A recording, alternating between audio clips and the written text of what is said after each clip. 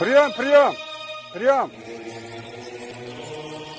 Kelaringlar. Dezradan boshlanib qo'ydim.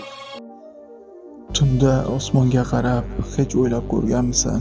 Biz bu ulkan koinotda yolg'izmizmi? Minglab odamlar osmonda g'alati uchar jismlarni ko'rganini aytadi. Ba'zilar ular UFO deb atashadi, ya'ni noma'lum uchar jismlar.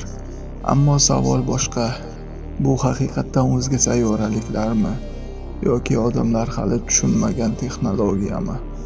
Dunyoda eng mashhur sirli joylardan biri 51-hudud. Ko'p yillar davomida odamlar bu yerda maxfiy tajribalar va hatto o'zga sayyoraliklar saqlanishi haqida gapirib kelishgan. Lekin bunga aniq isbot bormi? Haqiqat shuki, ko'plab g'alati uchar jismlar qayd etilgan, ayrim videolar ham mavjud.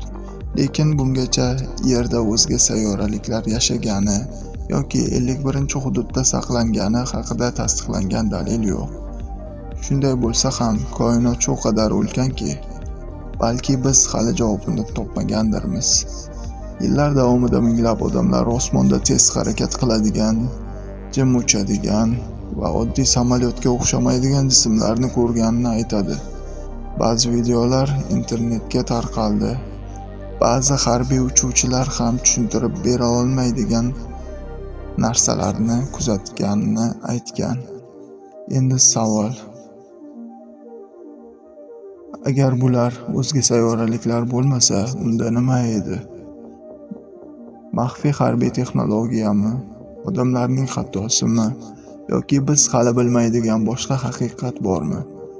Eng qiziq tomoni, olimlarning o'zi ham koinotda hayot bo'lish ehtimolini inkor qilmaydi.